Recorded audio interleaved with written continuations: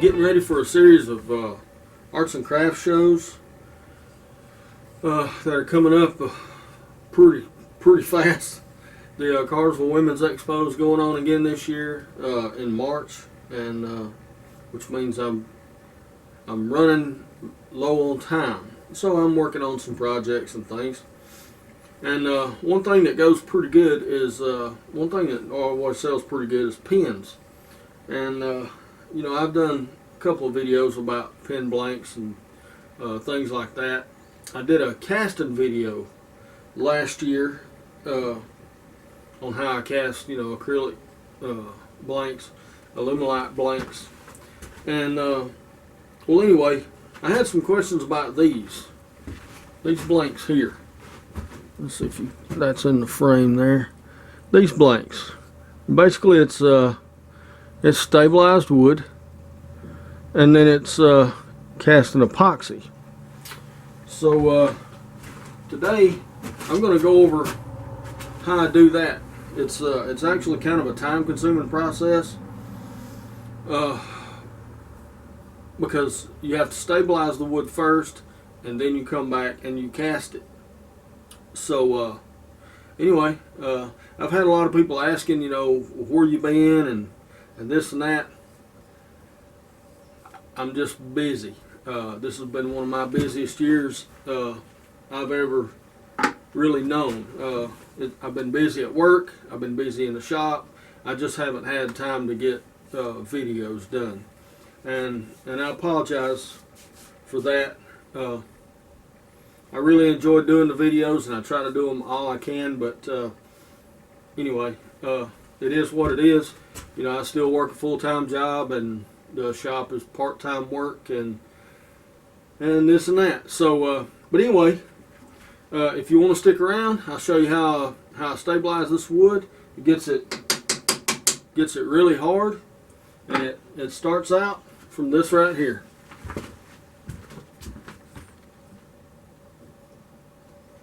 It's just old, nasty, rotten wood. So, we're gonna turn some blanks out of this. I'm gonna cut them out. We're gonna stabilize them. I'm gonna cut them out. We're gonna stabilize them, and then we're gonna cast them. And I always enjoy doing this because you never really know what you're gonna get. Sometimes it looks like a shoreline. It's really, really neat. And there's no way you could turn this blank the way it is. It's rotten. So we're going to stabilize this. We're going to turn it into something that's nice and hard, like this one, and we're going to fill all the voids with epoxy. So let's get to it. Well, let's get started by just cutting down my blanks. I'm just going to cut these things the original size of the blanks. I'm going to do this section as pen blanks, and I'm going to cut up some more for bottle stoppers and other different types of blanks. These are 3/4 by 3/4 by 5 inches long. I'm just going to get them all cut down now. Having to be careful because this wood is very, very fragile. But we'll just get them cut to length here. And then we'll get on to stabilizing these things. And there we go. I use these little bread pans I just got at the grocery store. A couple of little HDPE spacers just to keep them up off of the bottom of the pan. And this weight that my friend made me to weight down my blanks until they get saturated. Then I'll carefully position them inside, set the weight on top, and we're about ready to go. This is cactus juice from Turntex, really good wood stabilizer. I've got this as dyed green.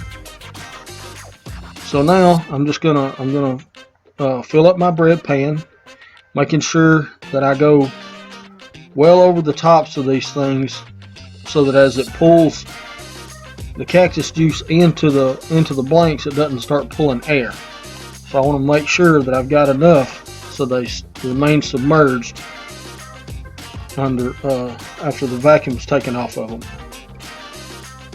You can already see the bubbles coming up there. Okay, this is my homemade vacuum chamber, and I'm using my homemade vacuum pump, or shop made.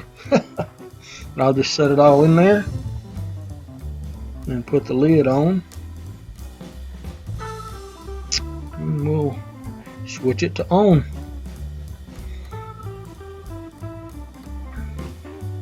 And you can see the bubbles are starting to get faster.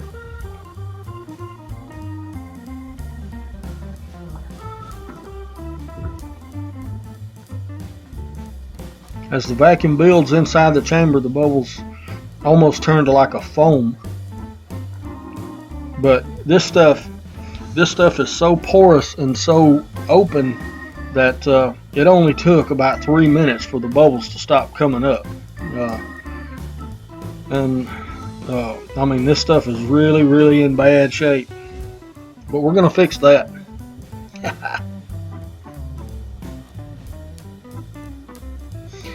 So once the bubbles stop coming up, you need to leave it in the container under the weight for at least twice that amount of time. This took about 3 to 4 minutes for the bubbles to stop coming up, and you can see now they're not floating. So I waited about 8 minutes before I took them out of the container.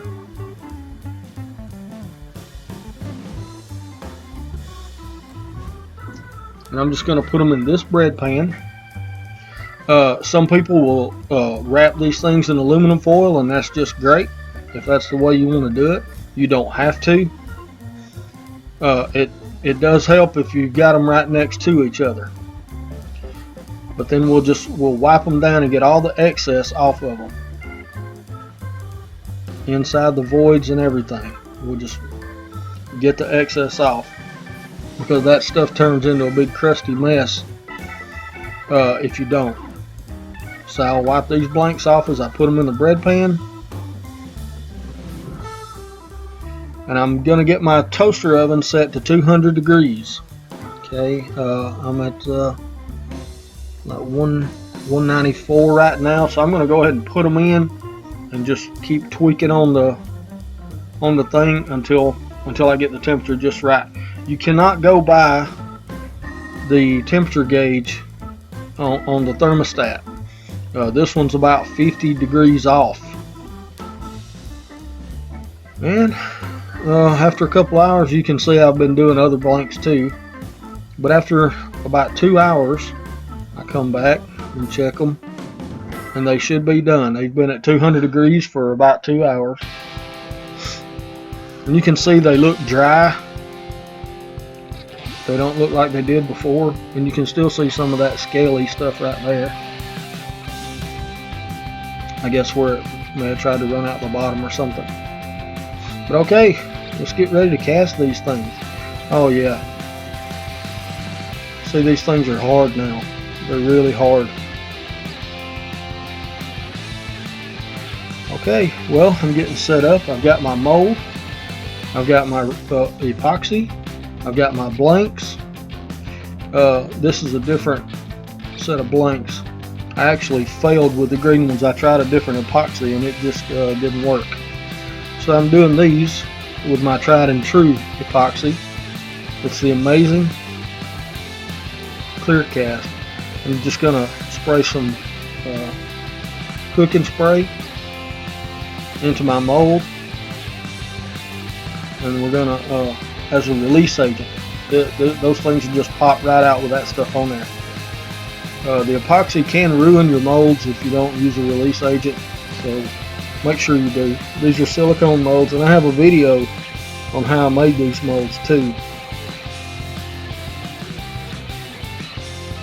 if anybody's interested. Okay.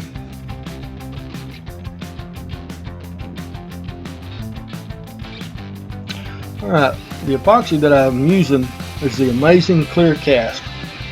It's the long cure time. it's got a 6-hour set time and about a 24-hour demold time, and that's all, you know, above 70. Make sure that you read your instructions on how to mix this stuff. If you notice here, it's 1-to-1 mix ratio by volume. Okay, I got in a big argument with a guy the last time I used this, and he said that you always mix Alumilite by weight. Well, I told him, you know, look at the video and see what the bottle says. Always go by your instructions, even among the same company's different stuff.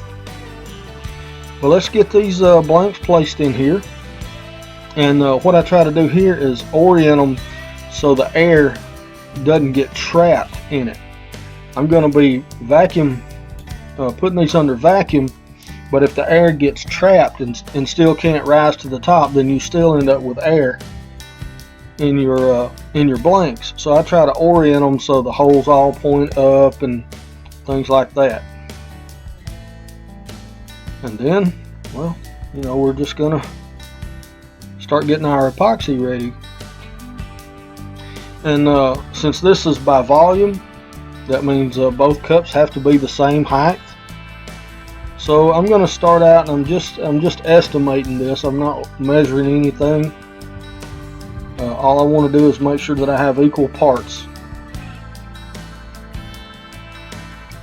So I'm just going to pour the same amount in each cup.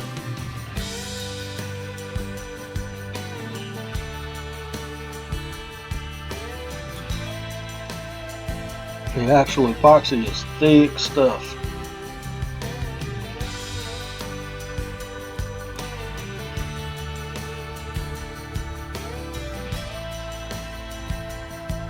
Okay. Alright, so there we go. Now I'm going to go ahead and put my colors and all in. I've got the Alumilite dyes.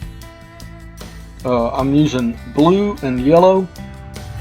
I'm going to use about 10 drops each in this, and that'll produce a really dark green epoxy.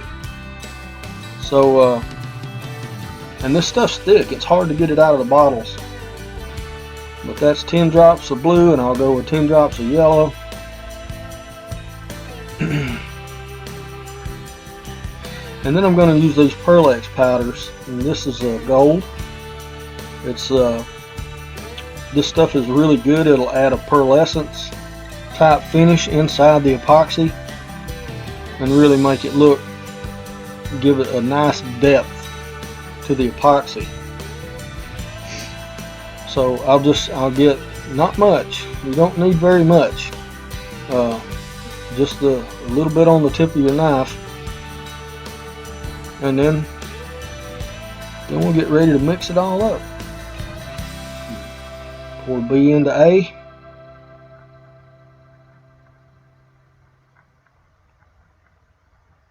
And make sure you get as much of that out as you can to keep the parts equal. But then we're just going to start mixing. I don't worry about mixing in air bubbles with it, but I do have to worry about getting it really thoroughly mixed, going around the sides and the bottom and everything. Make sure you got everything mixed thoroughly. Since it's going under vacuum, I'm not going to worry about the air bubbles in it. Alright, let's slide this over so you can see. Now I'm just going to fill in the void. And I've made enough for 2 because I've got another mold that I'm going to be casting also. So I actually made enough epoxy for 2. But we're going to fill this. We're going to fill it up until it's about to run over the edges.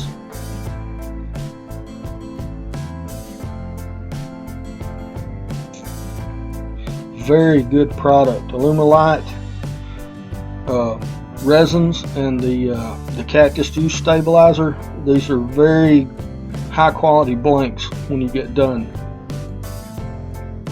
Okay, well now I've got it under vacuum now, and you can see the bubbles are coming up and popping. And all I do is I just wait until the bubbles stop popping and or stop coming to the top, and then I'll take it out of the vacuum chamber and it's ready to cure up. I don't have to worry about the length of time anymore. So I'm going to take it out. All the bubbles have stopped. It took about 10 minutes. Now I'll take it out and I'll set it aside and let it start curing up. Okay, this is after I've poured the second one also. So now I'll have 4 pen blanks here. And this is just a demonstration to show you how that you can see this blank looks really plain. I used some polyurethane on it. I saw Dima do this. But you see how it looks kind of plain? But once you get a finish on this, it will really pop the grain really nice. So you'll see here once I spray it, you see it just brings the colors and everything out real nice. So these blanks will make some really pretty pens.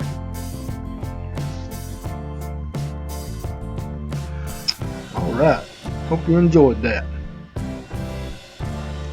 Well, I'm gonna let those cure up. It takes about 24 hours to demold that particular epoxy that I'm using from Alumilite. But it's really good stuff. It cures up crystal clear. Of course, if you dye it or whatever, it won't. But it's really good stuff. And if you drop it, it doesn't tend to break. You know, things like that. It doesn't shatter. So anyway, that's how I do it. And you know, now all I got to do is just wait for it to cure in the mold, and I'll take it out of the mold tomorrow. But I thought you may want to see what it looks like. And here's this piece again. I did it the exact same methods, but once it came out of the mold, I put it on my saw and cut everything down back to the correct dimensions, and that's what you get right there. It's a hardened, stabilized blank with all the voids cast in epoxy, and it makes really nice looking pens. But not only pens, I've got these pieces here that were left over off of that piece of scrap that I was cutting up earlier. I've got these pieces, and I'll do them the same way, and I'll cast them into like bottle stopper blanks or whatever. And you can do whatever you want to with them. All of these are stabilized and hard as a rock now. Just hard as a rock. So that's how I do that. And glad you stuck with me, and I hope you got something out of it. I really enjoyed this project, and I'm getting ready to make some pens. I'll make a bunch of them. Y'all have a good day. I'll see y'all down the road.